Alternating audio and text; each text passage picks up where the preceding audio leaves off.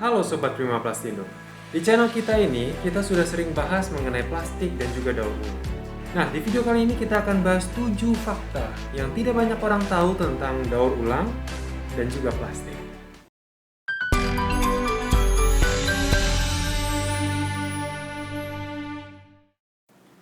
Sebelum lanjut, jangan lupa subscribe channel ini agar tidak ketinggalan informasi inspiratif seputar bisnis dan juga industri plastik. Kalau sudah subscribe, terima kasih untuk selalu mendukung channel ini. Banyak orang tahu bahwa solusi sampah plastik kita adalah daur ulang alias recycle. Tapi tidak banyak yang tahu 7 fakta mengenai daur ulang dan juga plastik berikut ini. Yang pertama, tidak semua plastik bisa didaur ulang. Kantong plastik kresek tidak bisa daur ulang. Sedotan plastik tidak bisa didaur ulang. Coffee cup butuh mesin khusus, kalau tidak ya tidak bisa didaur ulang.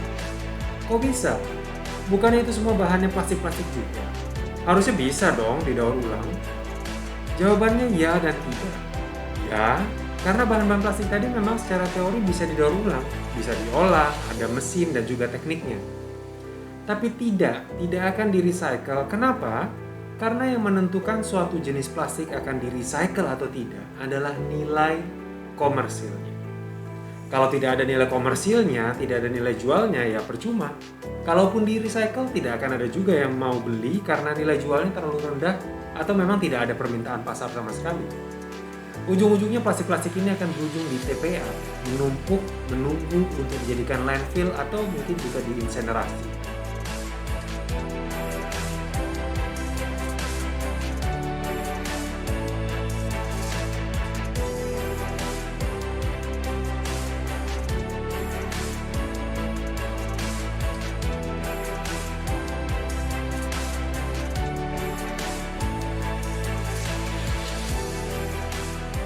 Walaupun mungkin Anda lihat di produk-produk tersebut ada ikon recycle-nya, tapi tidak otomatis dia akan didaur ulang segera setelah kita cemplungkan ke tong sampah. Makanya inilah sebabnya kenapa pemerintah melarang penggunaan plastik kresek dan juga plastik-plastik sekali pakai. Karena plastik-plastik kresek yang Anda pakai waktu belanja dan juga sedotan plastik yang Anda gunakan untuk minum kopi kekinian lengkap dengan cup plastiknya, pada saat Anda buang itu semua ke tong sampah, sudah hampir pasti itu tidak akan didaur ulang dan langsung dikirim ke TPA. Itu adalah fakta yang pertama. Fakta yang kedua adalah tidak semua plastik itu sama. Bahan plastik sebenarnya dibagi jadi 7 kategori utama berdasarkan RIC atau Resin Identification Codes. Dan biasanya kita bisa lihat jenis kategorinya dari kode cap yang ada di bagian bawah produk plastik. Kurang lebih yang seperti ini bentuknya. Nah, nomor 1 ini adalah tanda untuk produk plastik dari bahan PET atau polyethylene terephthalate. Biasanya botol plastik minuman ya yang terbuat dari bahan PET ini. Kemudian nomor 2, ini adalah tanda untuk produk berbahan HDPE atau High Density Polyethylene yang biasanya ditemukan di botol plastik yang lebih tebal, jerigen dan juga yang lainnya. Nomor 3 adalah tanda untuk produk berbahan PVC atau polyvinyl chloride yang biasa digunakan di pipa-pipa peralon plastik. Nomor 4 adalah tanda untuk produk berbahan LDPE alias Low Density Polyethylene yang biasa digunakan untuk plastik-plastik kresek. Nomor 5 adalah tanda untuk produk berbahan PP atau polypropylene yang banyak dipakai di part-part kendaraan, kotak makanan, dan masih banyak lagi. Pemakaiannya cukup luas untuk bahan PP. Nomor 6 adalah tanda untuk bahan PS atau polystyrene yang umum digunakan untuk jenis styrofoam dan juga peralatan masak dan juga makan.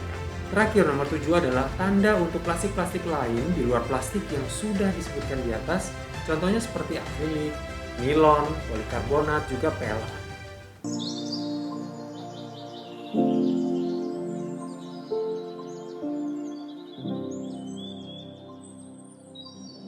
Madu asli memiliki banyak kandungan nutrisi yang sangat bermanfaat bagi kesehatan dan imunitas tubuh.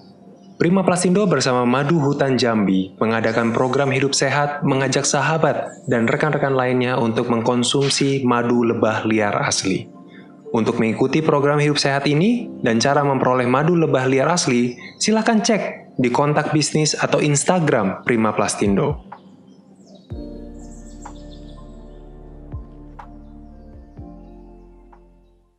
Jadi dari kode-kode ini kita bisa tahu jenis bahan plastik yang digunakan untuk membentuk produk plastik tertentu.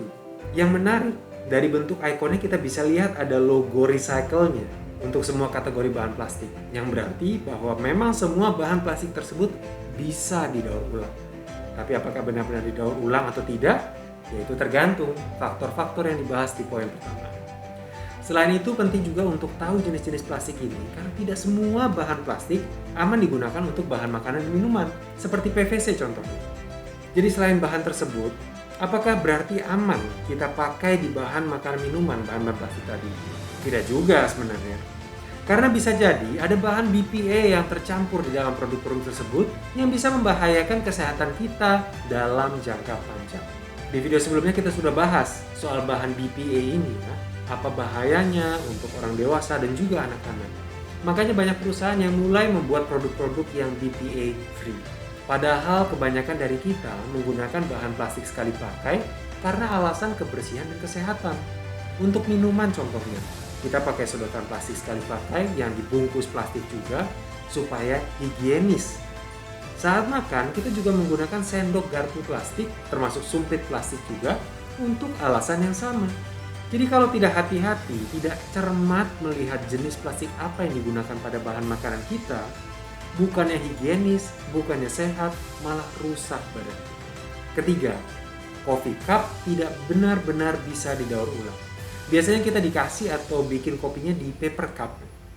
Mungkin banyak dari kita yang berpikir, oh karena paper cup jadi pasti lebih gampang nih di recycle, kan dari kertas. Iya, betul, memang benar.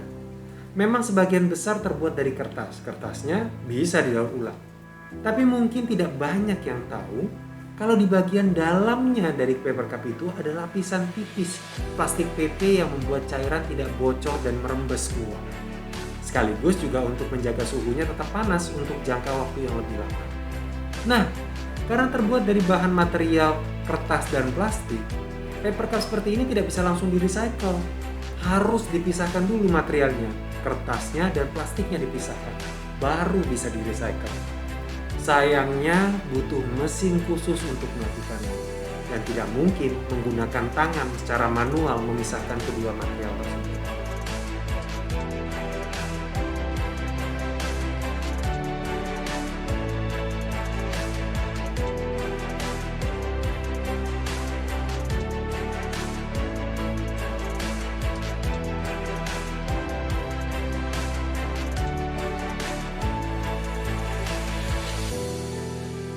Tidak hanya paper cup sebenarnya, banyak packaging makanan dan juga snack menggunakan sistem yang sama. Packaging coklat batangan contohnya, atau mungkin kayak granola bar atau health bar, yang kemasannya terbuat dari tumpukan beberapa jenis bahan. Paling dalam ada lapisan plastik tipis, yang ditumpuk dengan lapisan kedua lapisan aluminium, dan terakhir lapisan plastik lagi untuk cetakan labelnya. Nah, tumpukan lapisan ini sangat tipis dan sangat menyatu satu sama lain. Sehingga effort yang dibutuhkan dikeluarkan untuk memisahkan material-material ini tidak sebanding dengan nilai jual produk recycle ini. Ada banyak sekali kemasan yang menggunakan sistem seperti ini sekarang, terutama yang dipajang di rak-rak supermarket. Dan hal ini membuat mendaur ulang plastik kemasan tersebut hampir mustahil. Nah, itu baru 3 dari 7 fakta tentang daur ulang plastik yang tidak banyak orang tahu. Di video selanjutnya kita akan lanjut bahas 4 fakta lagi. Makanya jangan lupa subscribe supaya Anda tidak ketinggalan video kami selanjutnya. Silahkan komentari juga 3 fakta yang sudah kami sebutkan di atas. Apakah Anda sudah tahu sebelumnya mengenai fakta-fakta ini? Tinggalkan pendapat Anda di kolom komentar di bawah dan sampai jumpa di video selanjutnya.